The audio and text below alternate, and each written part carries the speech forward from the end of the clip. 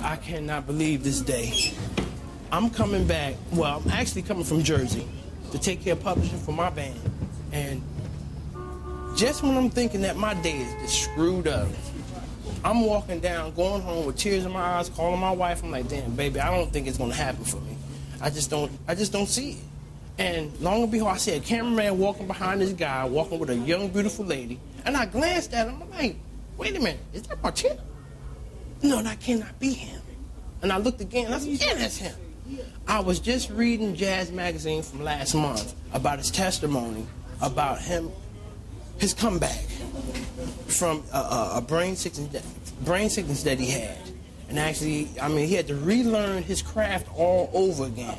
I have to sit down with him. I mean, this is real important to me. I'm so happy, man. This is like a divine intervention.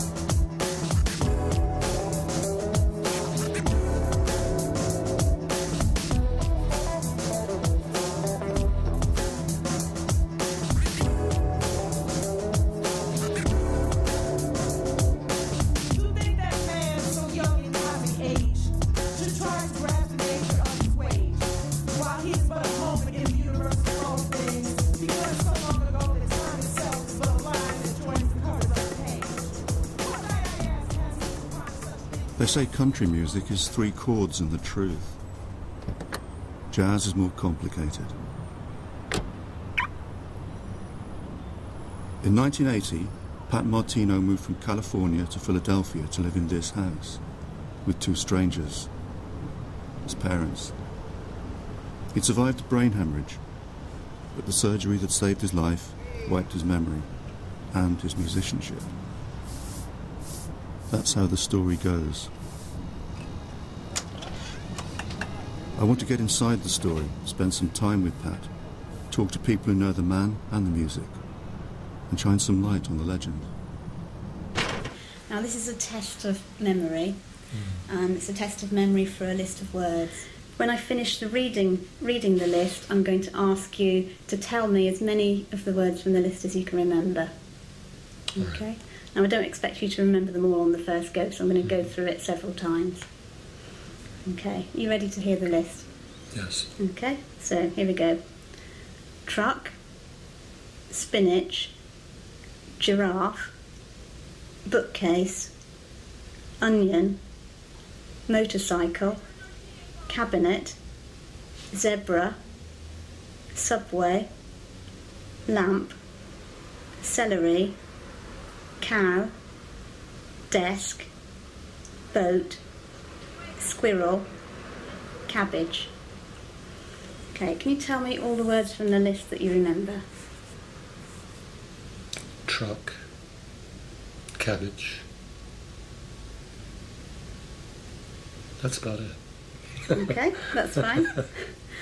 Okay, so I'm going to read the list. I'm going to read the list again, okay? Please feel free. So I'll read it again in the same way, and I'll ask you to tell me all the words you remember.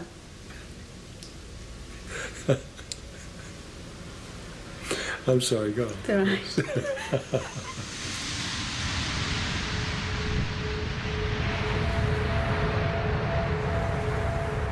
Neuropsychology is the study of the mind in relation to the brain. I'm a scientist, but Pat's journey takes us to the edge of science. It leads us to questions of human identity, to a no-man's land where science overlaps with plain storytelling. All right. Take a seat.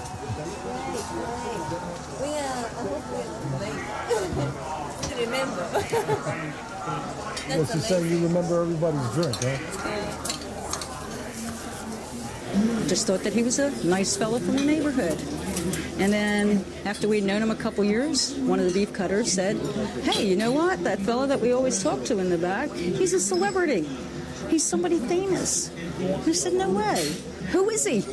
And he said, "I saw his biography on A&E last night." So the next time Pat came in, we all jumped on him. "How come you didn't tell us?"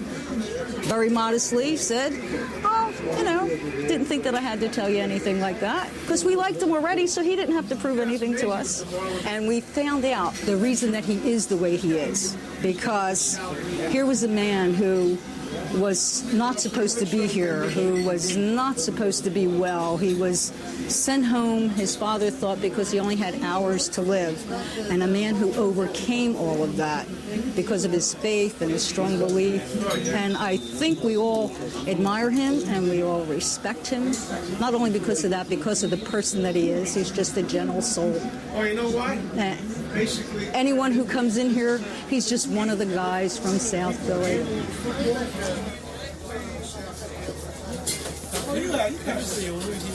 I first became aware of Pat's music around 71, 72 when I started getting my first royalties.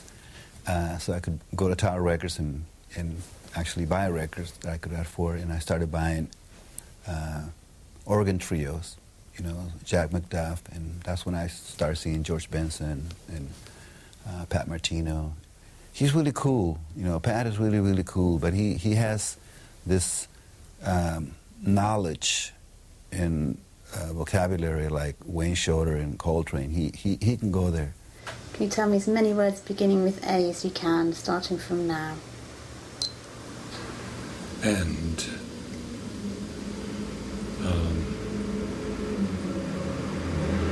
America.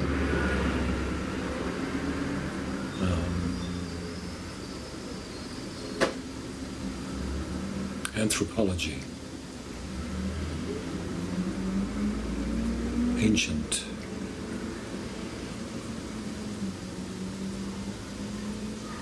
R.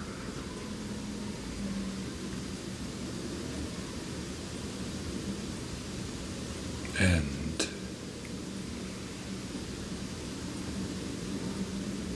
augmented. Oh, I think he's probably the greatest jazz guitarist alive today, without question in my mind. You know, the man is, when you see him play, it's as though he's the instrument and his body are all part of the same person. And his concentration is quite amazing, and his technique, of course, is awesome.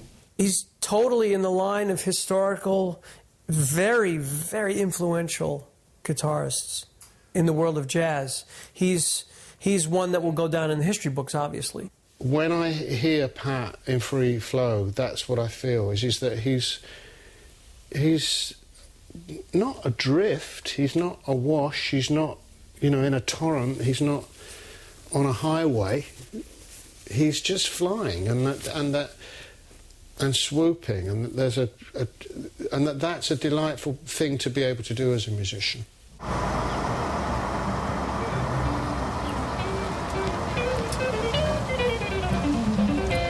Pat Martino, 1969. Well, we're getting ready for Pat next week at Birdland.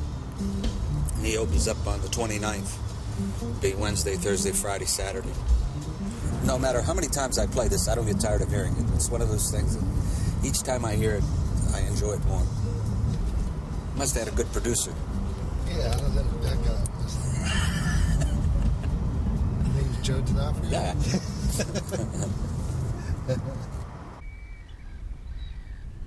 I was 18 years old, and I had gone to a place in Philadelphia, and I heard this music coming out of this club, and I was like, man, I never heard anything like that. I never heard guitar playing like that. It was like from space or something. And I went up to him after the performance. I said, I just got to ask you a question. I said, when I was watching you perform, it was almost like you were outside your body. The energy that was coming from the stage was coming from a different plane, a different sphere. And I said, how did you do that? Is that something that, did I get that right? He says, yeah. He says, I was on the other side of the light booth watching myself play. And I go, dude, you've got to teach me how to do that. I want to learn how to do that.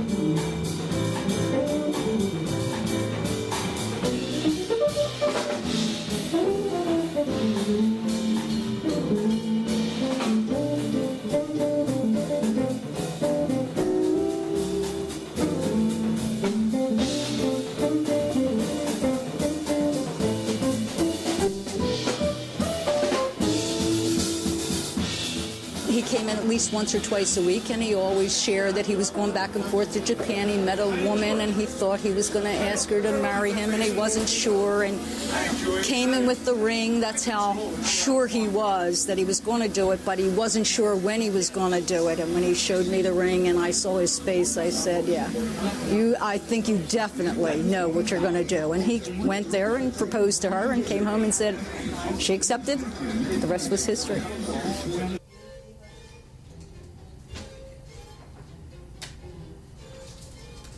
Okay, Pat, what's your date of birth? My date of birth is August 25th, 1944. What was the name of the school you went to, the first school? I don't know the elementary, the kindergarten that I was in, but I do know the elementary school was the Annunciation. Or can you conjure any memories from that time at all? Any specific things that happened to you, even trivial things? No, I don't. What I do remember is my father's guitar. At the age of 3, I had wandered into their bedroom, into Mom and Dad's bedroom. And under the bed was Dad's guitar, a flat-top Gibson. And on that guitar were bronze strings that I was playing with. I had the guitar under my bed, so he wouldn't get hurt, He's crawling around. My wife was in the kitchen. I cut my finger on one of the strings. And I was unaware of the injury. I didn't see it as an injury. I was occupied with taking the blood that was coming out of my finger and almost a form of graffiti I was painting on their bedroom wall with it. She went around with a rag, cleaning all the white woodwork. And this, I would think, gave him the idea that I had an interest in his instrument. Poppy says I could play that guitar. I know I could play it. I said, all right. I said, I'll take it to the teachers. I thought if we could teach us, you play. I said, all right. He says, if you think that you can do this seriously, I'll back you all the way. Don't touch that thing that's under the bed. That's mine. And it's the first thing, the kid as a child, he's going to touch it. He's going to go under it. Don't touch it. Mickey was an Italian psychologist.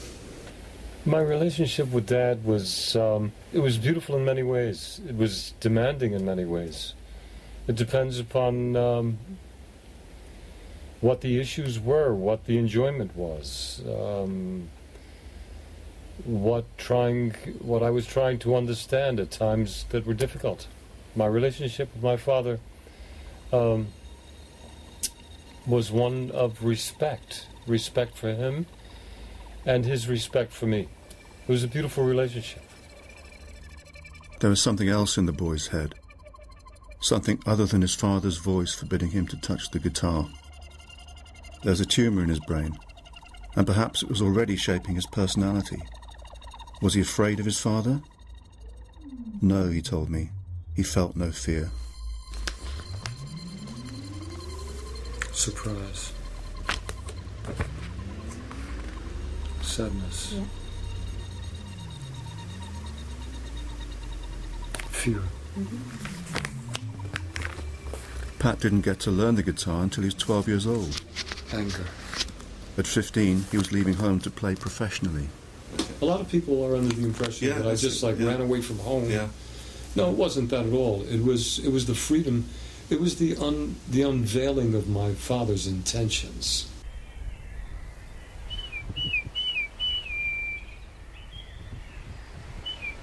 They must be way over there. When the guitar player in Lloyd Price's band left, we needed a guitar player. So I thought I'd check and see about this young fellow that everybody's raving about, called Pat Martino. And he was a bad youngster. I said, Dad, guess who asked me to join his band? And he says, who? And I said, Lloyd Price. And he said, Lloyd Price? He says, wow. He says, gee, take it. So I talked to his mother and father, and they was very reluctant about letting him go, which I do understand because he was so young. And they said, would you look out after my son? And because we don't want nothing to happen to him. I said, of course, yeah. So I was going to be like his father in a sense. I would say, Red, this guitar part, how does that go? I don't know what that means. These notes, what does that sound like? They would say, doo-doo-da, ba-doo-da. I say, thanks, man. Thanks, Red. And I would have it. I was almost like a mnemonist. Whatever was heard was remembered. The opposite of now. Different forms of memory operate through different structures in the brain. Memory for words and for images. Memory for faces and places. Memory for facts, for personal experiences. Memory for skills like playing the guitar. Some memories spark up but rapidly fade. Others we take to the grave.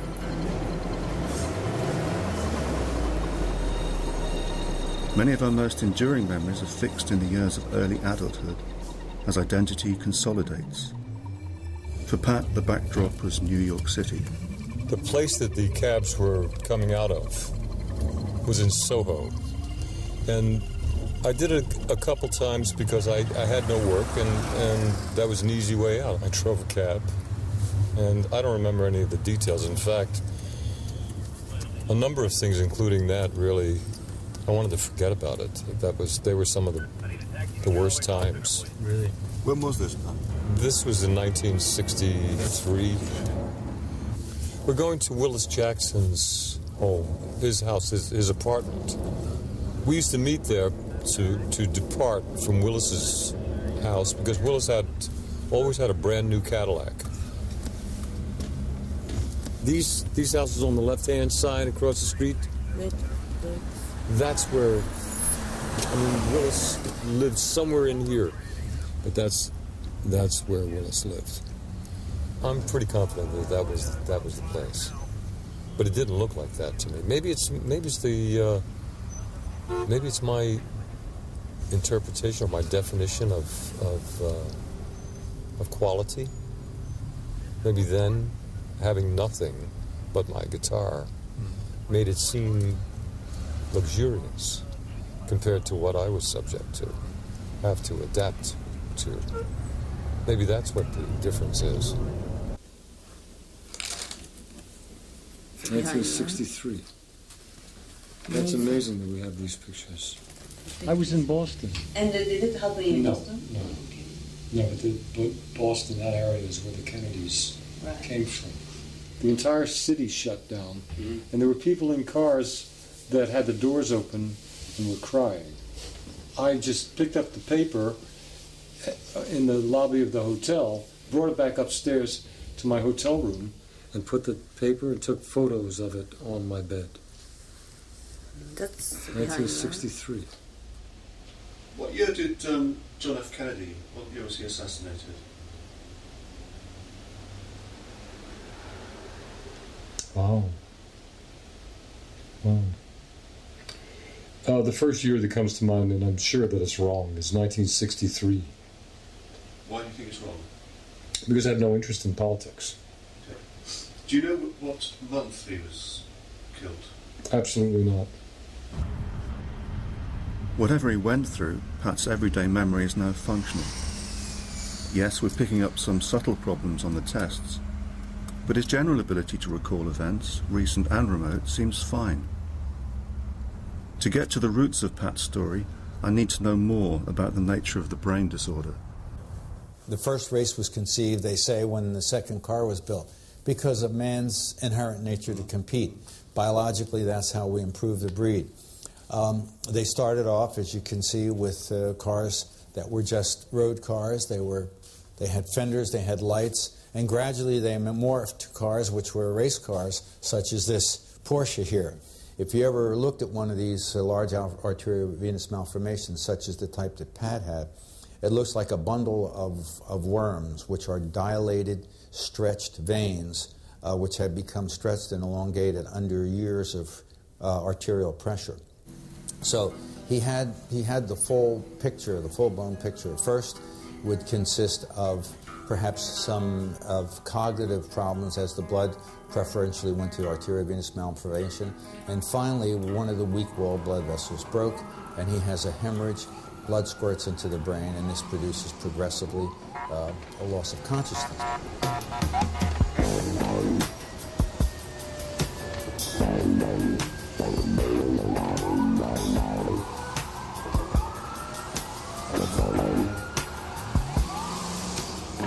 A bundle of worms in the brain.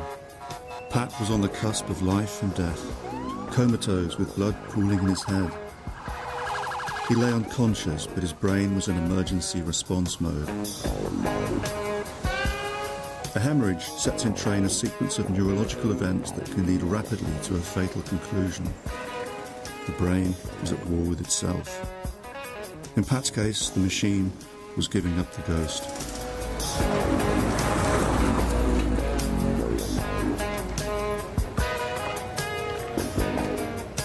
A bundle of worms in the brain. He was born with it, and it grew as his brain grew, concealed until the hemorrhage. Concealed, but not silent. In fact, it had been sending out signals for some time, but they were misread as mental illness.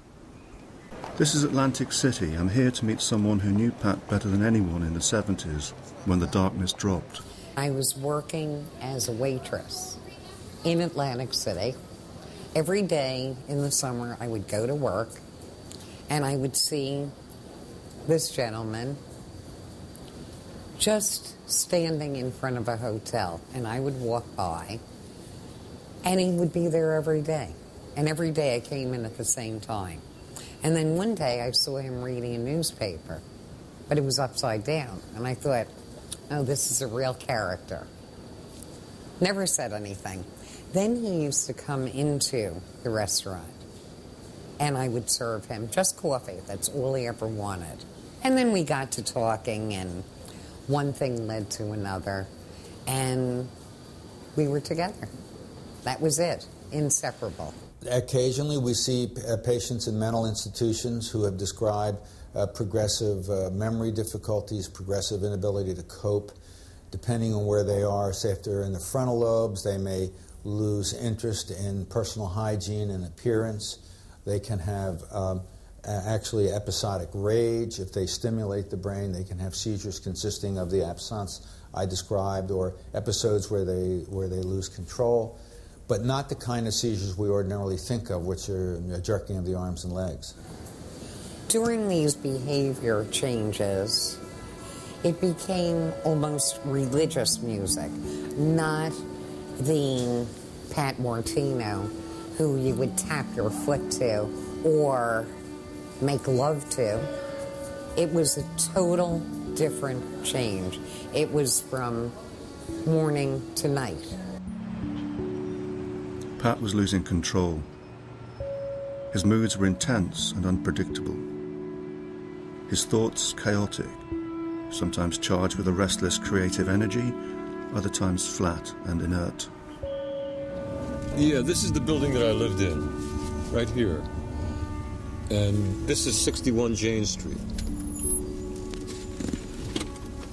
I forget what floor we were on, maybe the 7th floor. I used to sit in the bar across the street a lot. My first wife, Jerry, my first wife, used to leave a lot and go on the road as a model. And I would be here by myself in the midst of seizures. I would walk up Jane Street over toward 7th Avenue. And in the process, somewhere around here is a church that I would go over to.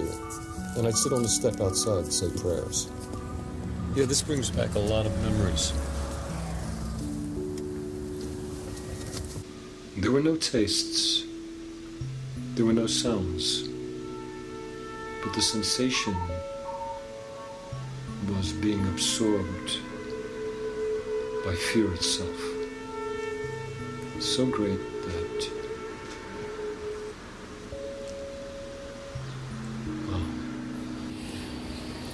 I think that the worst thing I've ever done in my life was to consent to having him receive shock therapy. It still hurts me to talk about it. they brought me to a hospital. They decided that I needed to stay there. So there I was placed in a locked ward and given electric shock treatment. I remember waking up in the cafeteria, standing upright, almost unconscious, but in a daze, coming out of a foggy daze, and seeing people who also were very ill in each singular case, trying to participate in what was referred to as lunch. It was killing. It was brutal. You know, to see such an amazing talent and fine person turn into someone who just couldn't help himself. So she said, I hope you understand, but I can't live like this anymore, and I'm going to divorce you. My father drove to New York City. He took me out of the hospital and drove me back to Philadelphia.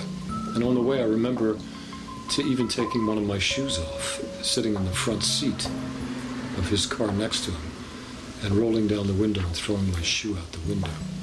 Frustration to the max. It's amazing that I can repicture these things. Pat was diagnosed manic depressive, which, as things turned out, was not just plain wrong, but nearly cost him his life. I'd say it cost him his marriage. He had a dozen albums to his name. The last, released in '77, was called Exit. I just want to say one thing. I don't know if they realize that, you spent some time, even after through the medicine, and when you stopped doing the medicine, you even worked and went away to a monastery. Yeah. And worked in the That's monastery, right. Baking bread. I think it was somewhere in Tennessee or Kentucky. It was in North Carolina. Oh. It was a Cistercian monastery. Yeah. I really enjoyed that. Yeah. The diet, what was served, was nothing but fruit.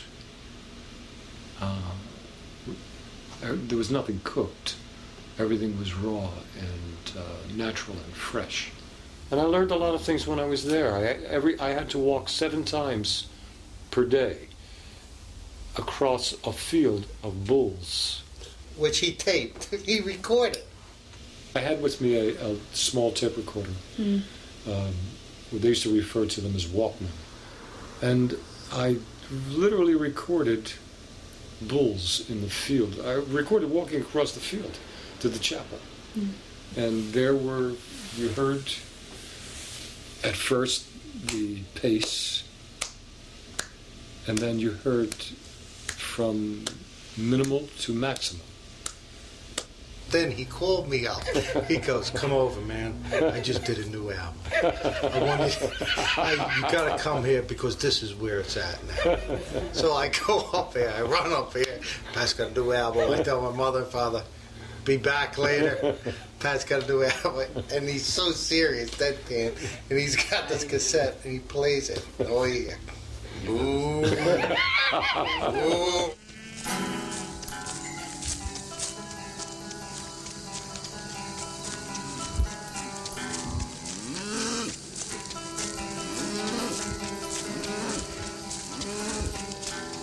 There was a kind of serenity before the storm. But Pat had by now resolved to end his playing career. His marriage was over. And New York, the city of his precocious youth, had become a place of sinister moods and inexplicable fears.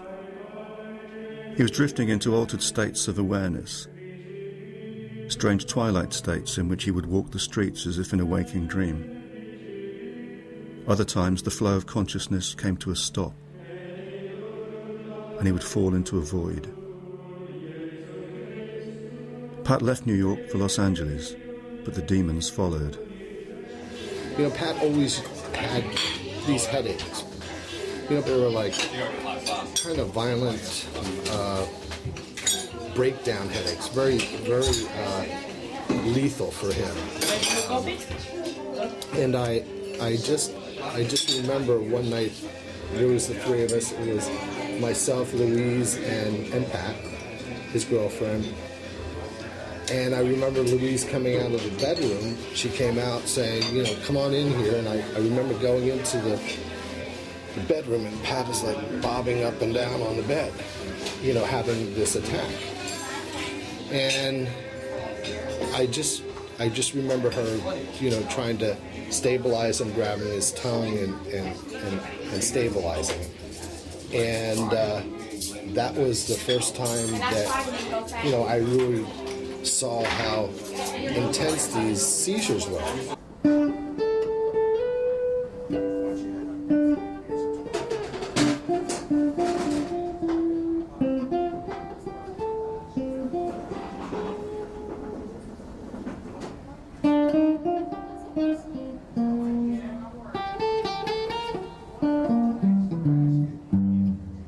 I remember moving to California. I was already out there and working with Bing Crosby, and he was still a lot younger than me, and just finding his way in the world.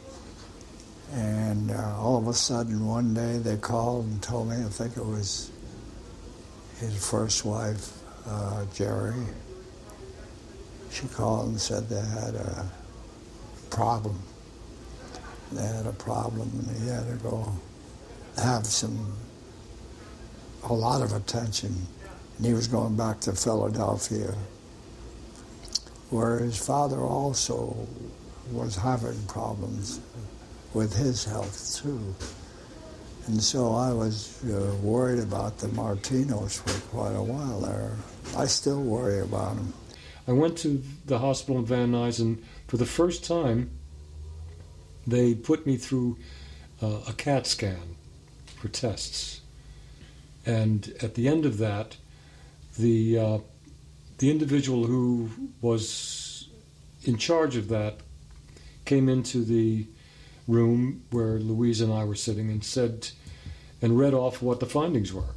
And the findings were that there was going to be that there was a tumor, and it was going to burst if I didn't do something about it. And they gave me 2 hours to live. They said approximately 2 hours. It could go in 2 hours. So you should have neurosurgery right away. Ideally, when you're discussing treatment of an arteriovenous malformation, we like to have a geographical study of the malformation by an arteriogram, in which a contrast material is injected into the vessels leading to the arteriogram, and you can map out the peculiar curves and origin of it. In this case, we just had to take him right to the operating room because he was heading for a serious, if not fatal, problem.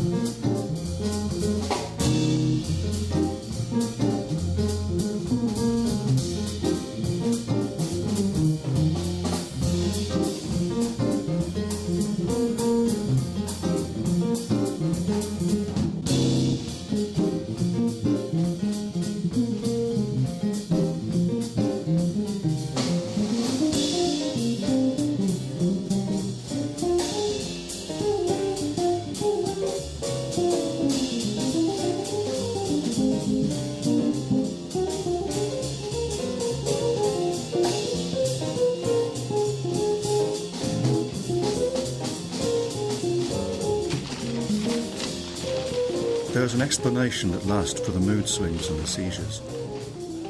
And despite the gravity of the diagnosis, Pat felt a sense of relief at that.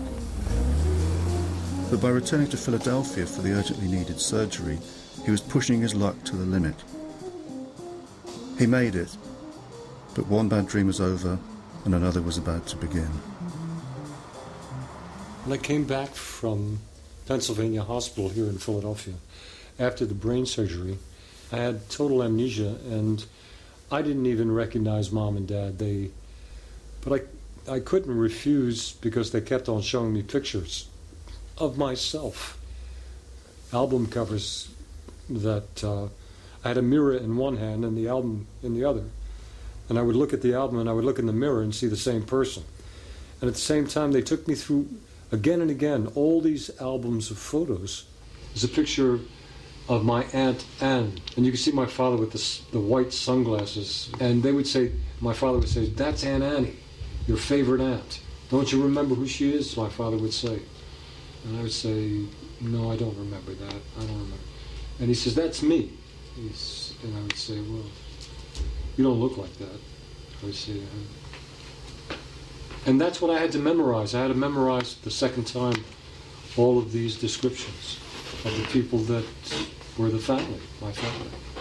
I remember my dad coming down to here where we are right now in the basement, and every Saturday playing at very high volumes all of my old records.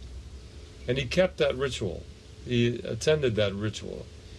And I found that extremely difficult, being forced to listen to something that I was supposed to become again. Why was that so difficult? It was difficult because I had no relationship to this guitar player. The surgery had saved Pat's life, but stripped him of his identity. And the boy who defied his father's injunction never to touch the guitar was now the man who refused to pick it up, regardless of the old man's pleading. He had lost all memory of life before the operation. But, and these are clues about the pattern of brain damage, he remembers not remembering. And I get the impression he was absorbing new information well enough. Relearning stuff, his life history, the family photos, and so on. And finally, he did pick up the guitar. Mickey said, "You know, Johnny walks by it and he just doesn't touch it. He doesn't, you know, I don't hear any music from the music room. I don't hear anything from him." And he said, "Why don't you come over and just sit around and talk with him and do what you used to do down in your basement." And I remember that night, Mickey came upstairs when he heard us playing, and he heard Pat playing. And it was just like this amazing thing, like telling his mom, "You better put some more spaghetti on because these guys are going to be here for a while." It was essential for me to play again. And in some way that I would enjoy it. And the way I enjoyed it was to escape within it. And in a sense, in a very abstract way, it pleased my father to see me do the very thing that I did as a child. And it told me something about the individual I was trying to learn more about. for the second time, or actually for the first time? I mean, he was a madman. He was just, he would sit down and he'd make me play through this stuff, and then he would start playing, and then he would, okay, write this down, and write the line down, write the form down. And I would just sit there and transcribe it. And then I would be too slow in transcribing because he's, you know, very good at transcribing. He'd like, move over and just play the chord. I'll play the line, and then you just write. And he went on for like days.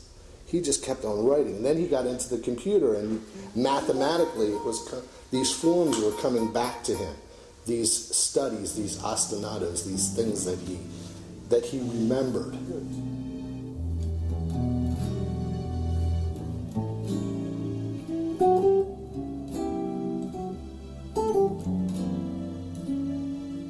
The introduction is when that first chord comes in. Okay, that's fine. I'm just wondering if we... Actually, that would be fine. So shall I just start it? Yes. You're rolling, aren't you?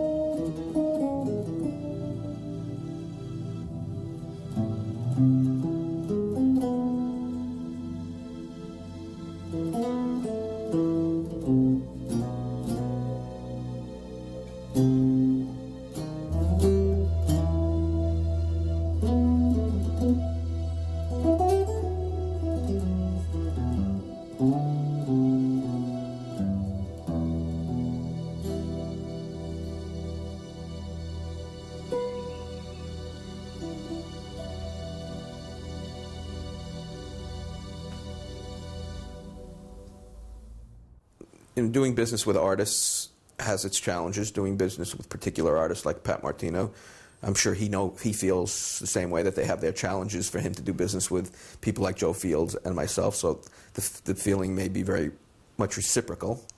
I'm trying to be balanced here. But yeah, the 5-minute Pat Martino speech from a man like Joe Fields, who had the privilege of doing business with Pat in a very serious way and putting out some of the most important Pat Martino music on record, is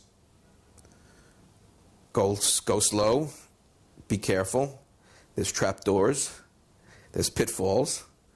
Not everything will be what it seems to be, and tread lightly, tread lightly. Pat was, at that point, he became very, very, his voice, somehow or other, he might have always had a deep voice, but he began to really be very articulate. He could talk about things and really get into this sort of thing. It was a different Pat Martino than I knew early on. And when you talk to Pat, even on the phone, Pat would answer the phone, "Hello, Joe." You know, he did one of those kind of things. You know, very deep voice. It was almost like a radio voice. "Oh, hello, Pat. How are you?" You know. But he didn't have that before then. No, had to regroup the music and regroup his thoughts. And I think that after any type of medical disorder or surgery, that you would have to learn again how to successfully get back to what you do. And thank God he did.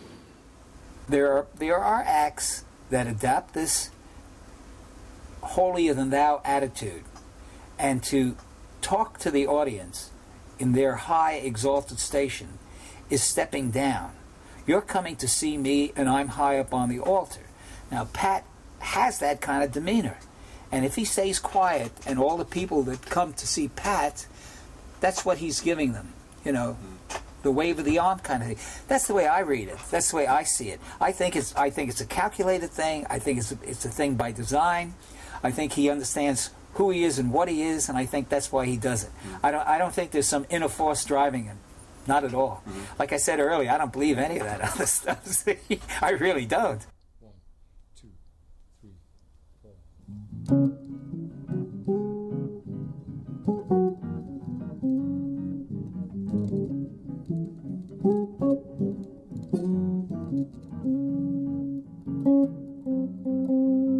Pat was back to the guitar with a passion. The idea that he had to relearn his craft from scratch is a myth that swiftly grew around him. I never thought it stacked up neurologically, but it's a beautiful myth. You want to believe it. The great virtuoso silenced, stripped of his virtuosity, who takes up the guitar again, studying the recordings of a great master, his former self. The initial loss of identity was real enough, his disconnection from that former self. What could he do but disown the music? It held no meaning. Virtuosity entails much more than physical dexterity. It demands deep knowledge and passion. That's what Pat had lost. And my hunch is that it wasn't so much that Pat rediscovered the music as that the music rediscovered him. At the Blue Note, when I had performed the evening that you came in with Tommy DeVito. Mm-hmm. And when I came out of the restroom after just recouping, I came out, I wiped my face off, and here's two guys standing in the dressing room. It was Joe Pesci, and Tommy DeVito, Joe's personal manager. And Joe said to me, "You don't remember me." And I said, "Of course I remember you. Some of my favorite films, you know. Cousin Vinny, Casino, Goodfellas." And then he repeated it. He says, "No, you don't remember me." You know? And then I didn't know what he was referring to. He says, "I remember what you used to drink." And I said, "Wow, when?" She says, "You used to drink Grasshopper." And when he said that, there was an explosive flashback of Small's Paradise, standing at the bar.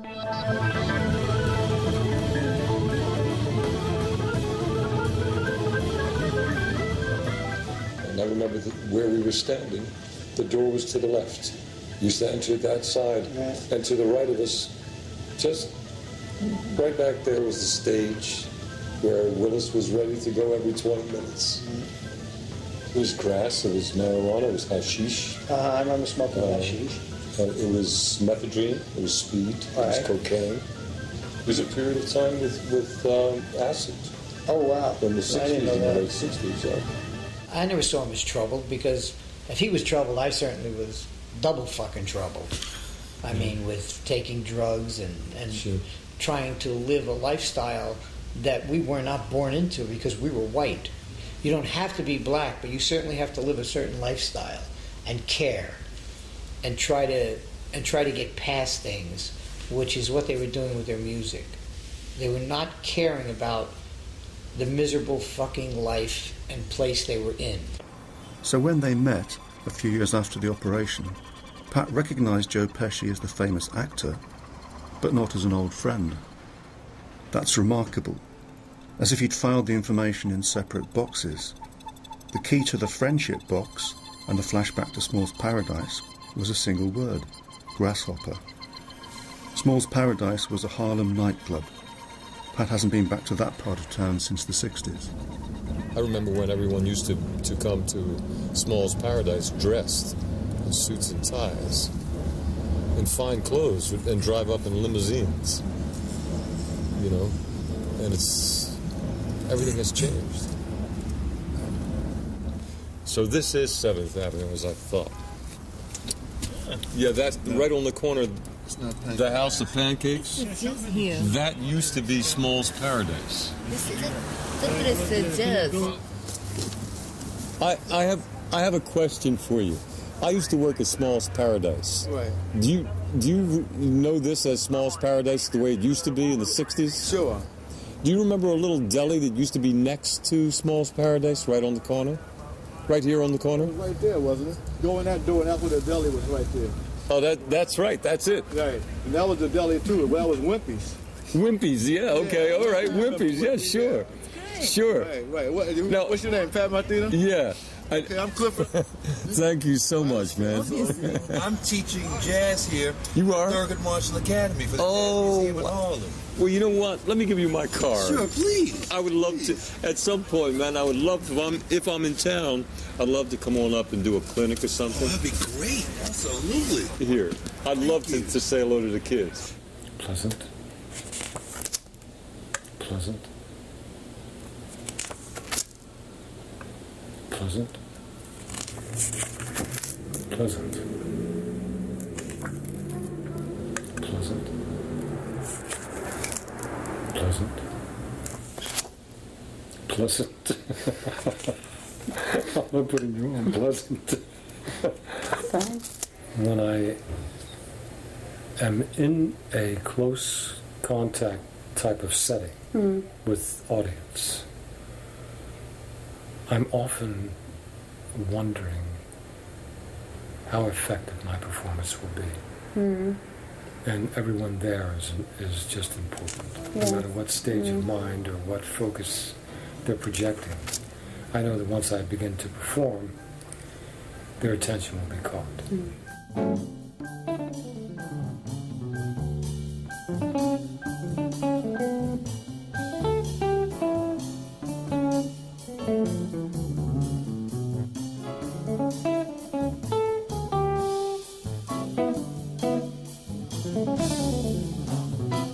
By learning something by rote, by memorization, does it take away some of the spontaneity that an artist who doesn't have that break in his consciousness that Pat had is a question.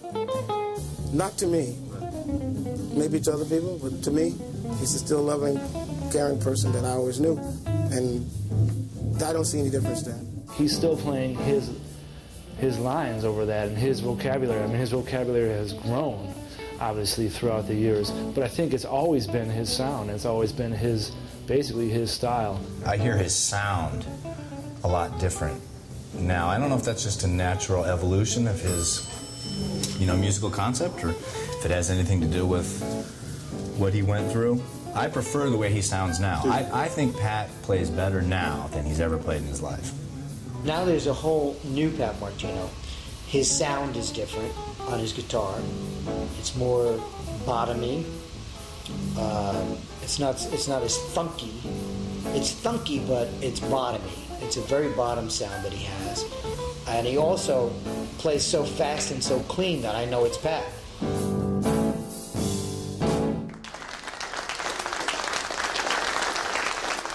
This hand is aggressive and it's thoughtless.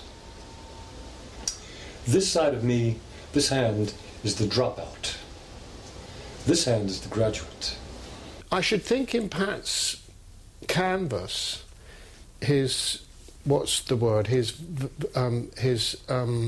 language, there's probably frustration. When I met him, what was interesting is he talked a lot about the fact that he was still fighting to be able to play the way that he used to play. Really, hasn't that? Yeah, no, well, he did to me. And that was 93, and that it hadn't come back, and that made him angry sometimes. And he was talking about using his right hand more fingerstyle in order to try to find some new way into the lucidity that he had before. This side is Spock. This side, to be honest with you, is not even Kirk. This side is the Klingon. And this was the side that broke strings. So I went to a very prominent mentor, and he said to me, he said, you know, the way you hold a pick is why you're breaking strings, and you attack too hard, and you do this wrong, and you do that wrong. So look, I want you to begin to practice holding the plectrum properly. This is how you should hold it. So I listened to him through respect. And the more I began to phase out of my own childhood and becoming, it felt like I was supposed to become more of an adult. And the closer I got to change, the more painful it became and the more frustrating it became. Right. Because I kept on breaking strings, because I couldn't stop attacking the way I am. I couldn't stop expressing myself, that's what the instrument's for. So when that went on and I couldn't solve the problem, it dawned on me, just get heavier strings.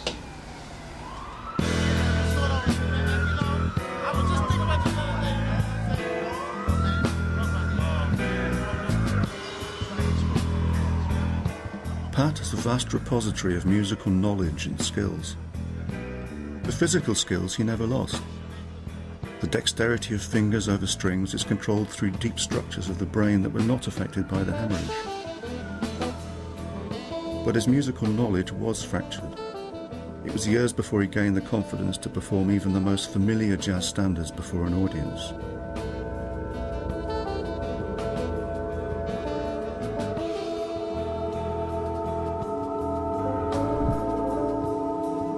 But musicianship isn't just about memory, it's also about emotion, the infusion of feeling. The tumour in Pat's brain, that bundle of worms, was lodged among some of the most important emotional control centres.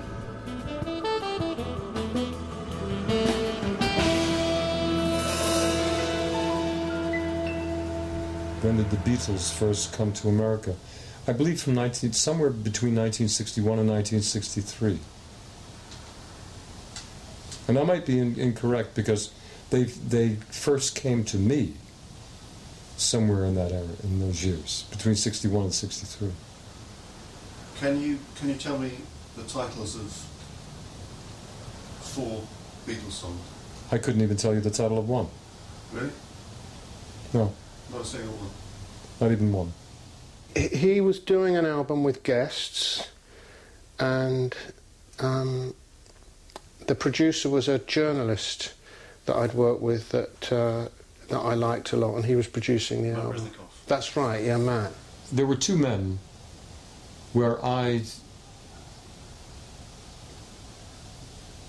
focused my attention upon one of the 2, who were working together on a project that we did together, and it caused me, it ignited my anger. And I said to one of them what was said, and it was extremely injurious to that person. Matt was so traumatized by Pat during the course of this session, during the course of this prolonged year of agony, that he's scarred beyond belief to this day. How do you mean?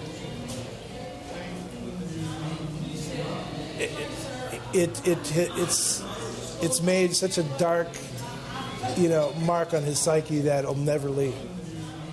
There have been times when the ego has stepped forth, has re-entered the moment to such a degree that it has literally assaulted others for their intrusion on its selfish hunger. See, for me, my father was a guy who was he was a Marine. He yelled and screamed. He had violent. So it was not news to me. A guy yelling and losing his mind with anger. But Matt had never seen anybody like that ever in his life. No one ever yelled at him, you know. So he was completely traumatized. This was his hero. Pat was his hero. It was hero worship for Matt. You can tell Pete Townshend if he wants to pay tribute to me, he can come to Philadelphia and kiss my ass there. I'm a Beatles fan. And then he went on and just continued to excoriate us and excoriate the engineer on the session. I said, look, man, I'll fucking break you in half. Don't fuck with me like that. And that's how you got to come back to a guy like that, you know. And Pat didn't like the headphone mix, and so he started to, you know, he was using the guy's wrong name, and he was just screaming at me and cursing at me and telling me, why did I get this guy to do this? He's a jerk off. And, you know, the guy's a, you know, well-known producer and engineer who was doing this thing during the Les Paul sessions. Les was great, but there was, you know, he's an older guy, and we were recording at night, and it was, you know, he has a certain trajectory of stamina. And as the evening went on, his playing sort of started to decline in quality. But as Pat's playing increased in quality, Pat started to get more confident. So there was like a nexus point where they were both at an acceptable level, but any farther past that would have meant that there would be a disproportionate relationship between talking about the record, and he had brought a student of his along, who was a really nice young kid, and very sweet, and a really good guitar player, too. And as we were discussing it, the guy chimed in and made a suggestion, and Pat turned to him and said, "You're here to learn." Some years later, I happened to see the second man, who was just as affected by what was said to the other man. And he came to me and reappeared because he understood. I felt that he understood what caused the explosion, the volcano of anger. And I said to him in the process, in that moment, I said, listen, do me a favor and contact so-and-so. And please tell him I apologize. So I told Matt, and I was like, look, man, Pat really is genuine, and he's a different guy. You wouldn't believe it. He's contented. He's not crazy. And Matt, you can't do it. It's like asking Matt to go hang out with Hitler. How's that helping your back? You know, I have a disc degeneration disease, unbalanced. So usually I tend to, you know, protect myself. So I go like this. But you know, in the morning I do this, balanced. I do this, and yeah, and you know, if it was right, this time, next time I do this. But if I play, you know, just pretend, go like, you see, sometimes go like this. But you see, naturally, but it happens. Okay? But you have to be ready for that. I don't recommend everybody to do this, by the way. And I am not perfect yet because I'm not a yogi, but that's great. And does that help the pain that you normally go through? Yeah. And the most important thing I will tell you right now is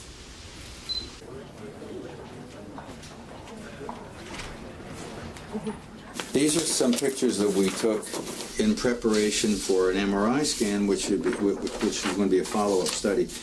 27 years ago, we were using a different type of device to stop the bleeding, and it was a metal device, and we can't use metal devices, that is ferrous metal devices, while we're taking an MRI scan. So I really wanted to get this to make sure there was no metal in his head, and as you can see, there isn't.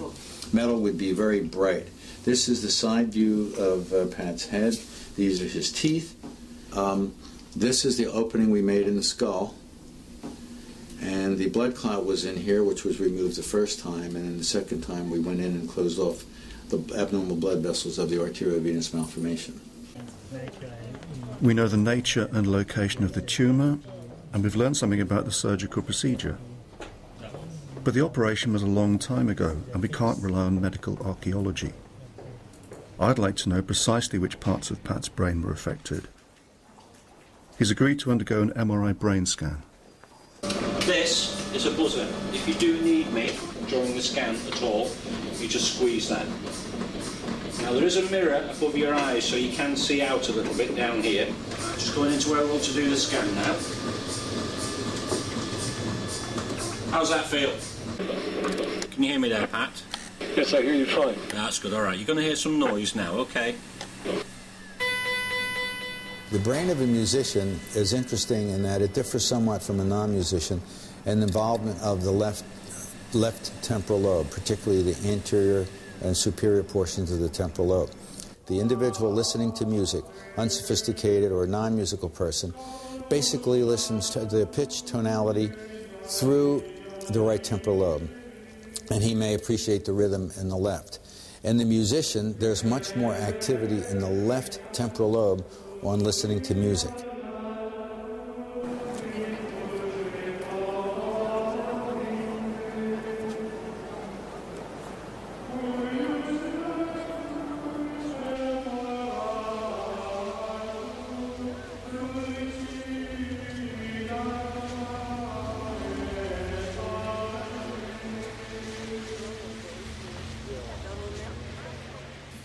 These are beautiful, beautiful photos, man. Oh, no, that's original. Consider you. I love this. This is gorgeous. Oh, Les. Les with his 1930s. Yeah. And it's going to have his stories. Like he went to the Angelico and say, John, make me a guitar like in my year 5. And John built the guitar for me. It's funny because we agreed to do a photo shooting. I'm taking a blue guitar and he's dressed totally Italian. Yeah. What a lovely photo. Yeah, great pictures. Great pictures. I would love to do that.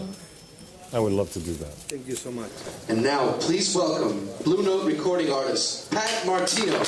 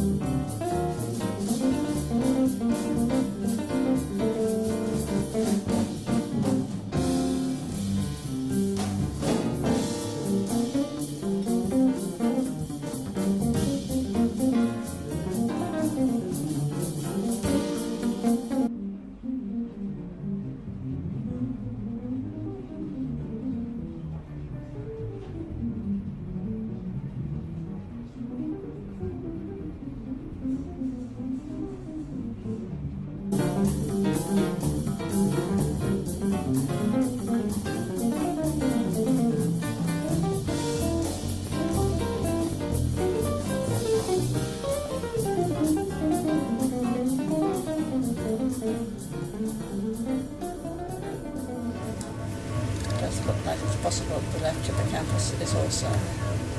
Perhaps if we look at the T2, we'll see even more clearly. So this is the next sequence, the T2 sequence here. The fluid that surrounds the brain appears white. So the damage extends right back to the whole of the temporal lobe.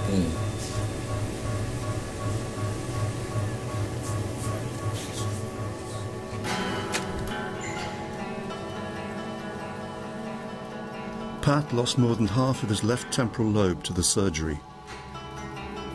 Where once there was brain tissue, there is now a fluid-filled space.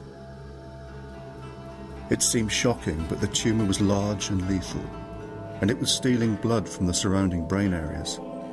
So parts of the lobe had probably never been functional. It was actually an impressive bit of brain surgery which managed to leave some important structures intact, including an area towards the back of the lobe that's critical for the appreciation of music.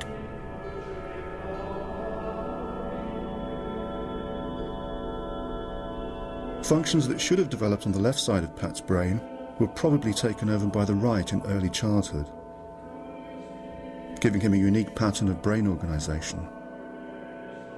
Perhaps that even helped shape his unique talent.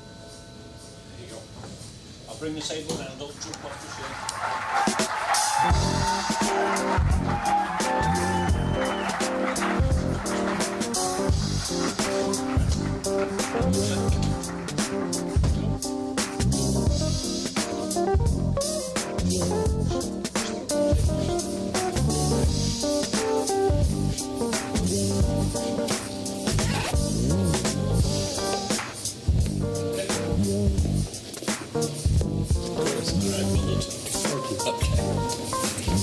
How was it, Pat? It was good.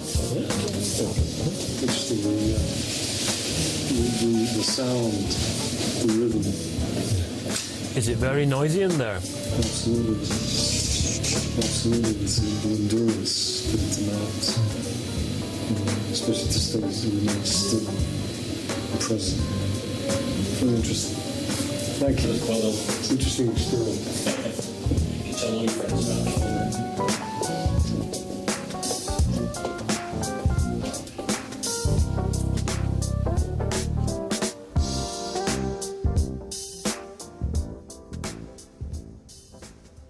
We now have somebody who has a fairly large hemorrhage in a part of the brain which is involved basically in, we normally think of it in the average patient involved in emotions, memory, but in Pat's case also in musical interpretation. If the surgeon's knife had gone just a fraction further back along the roof of the temporal lobe, place where the meaning of sounds is identified, Pat's musical genius might have been sliced away for good. The front of the lobe was obliterated, and with it some memory and emotion circuits. Pat talks about the balance of logic and emotion in his music, and he keeps perfect control. It's almost as if his guitar playing bridges the gaps in his brain. Maybe that's what music does, enables the cross-connection of thought and emotion. Thank you so much. Thank you.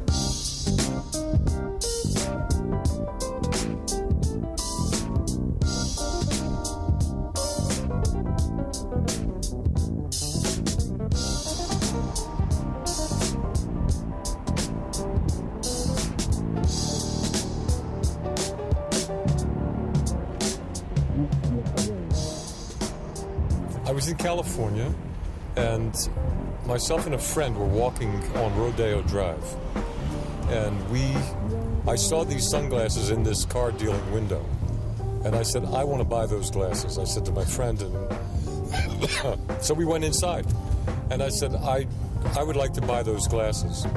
And the man inside said, I'm sorry, but they're not for sale. The glasses are part and parcel. They go with this particular automobile, which was a Porsche 927. So I said, I'll buy it.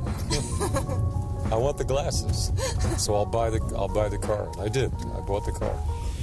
Now, I don't know. Have you ever seen do you ever know him to have a Porsche? No. I love that story. I've got some names of events from recent history and some names of people who've been prominent over the past several years. I'm going to tell you the name of the event or the person, and I'm going to ask you to tell me what, if anything, you remember about that event. Could you give me 3 facts about Vietnam? 3 facts? Yes. I didn't experience it, other than Yeah. I experienced it like on the outside of it. Okay, and the next event I'm going to give you is Waco. It's very sorrowful.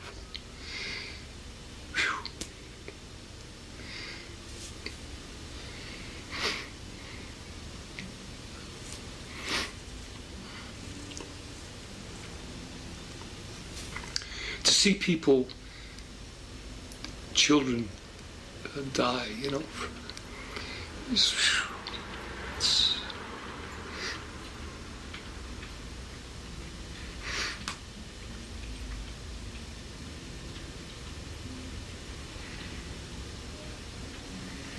It's obviously very upsetting for you. Absolutely. Yeah. Absolutely.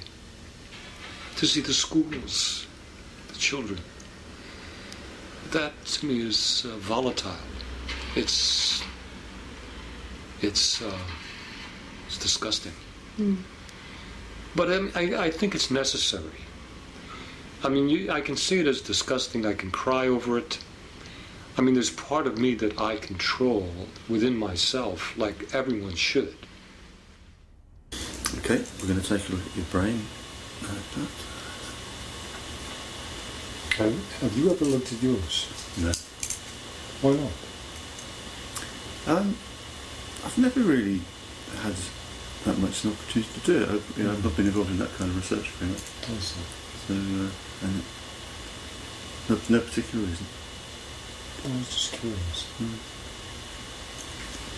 So what I'm going to do is I'm going to take us back at this level. I'm going to move us back into the brain from the front towards the middle. You see the temporal lobes begin to emerge. But what you see, so this is the left. Something missing. Yes. So this is the left side of the brain. This is the right side. This of the is brain. where the operation took place. Exactly. So what we have here is we have these all through here. Yep. This is the frontal lobe. This is the temporal lobe, which is just behind the ear. This would normally be considered a loss in some way or other. Would you say that? Yeah, absolutely. Yeah. Physically. Yeah. So just look at this one, Pat. So you can see there's quite an extensive area, which is essentially a space. It's a void. And just given the extent of loss of brain, you would be left pretty devastated in terms of probably memory, language functions, and other things too. So, in all likelihood, there were quite large areas of this part of the temporal lobe that haven't been very functional for a long time. But it may be that all the functions, or a large part of the functions that were housed in that part of the brain, have been taken over by other parts of the brain. Well, I would, and this is humorous, but I would say that what is missing is disappointment. What is missing is criticism, judgment of others. What is missing are all of the dilemmas that made life so difficult. That's what's missing. And to be honest with you, it's beneficial.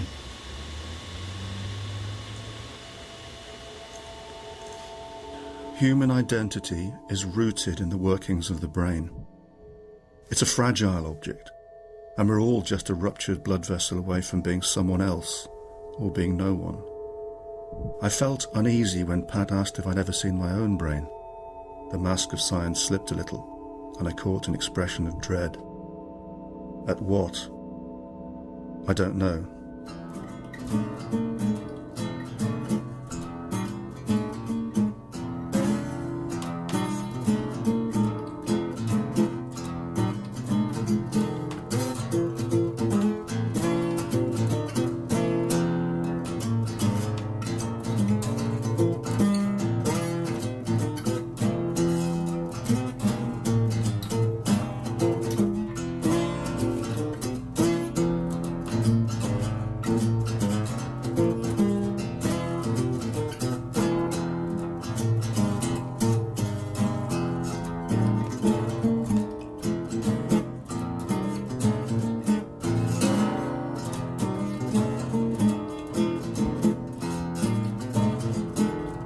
It's a miracle, but I believe in miracles, and thank God for that.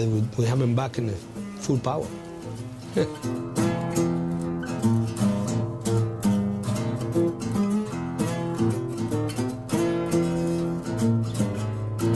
Guitar should be like a voice, like Aretha Franklin or Pavarotti, you know, and that's what Pat has, and Miles has, and Wayne has. They know the vocabulary, but they can sing you a song.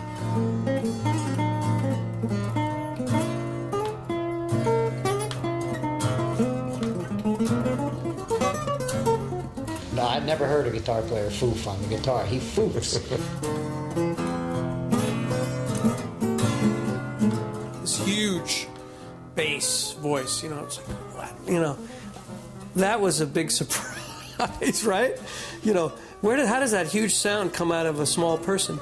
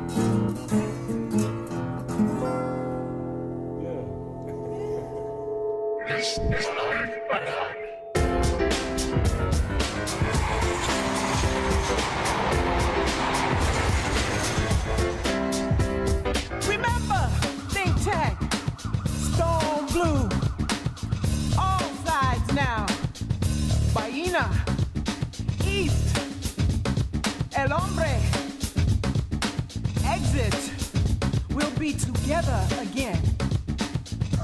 PM, living it up. PM, living it up. PM,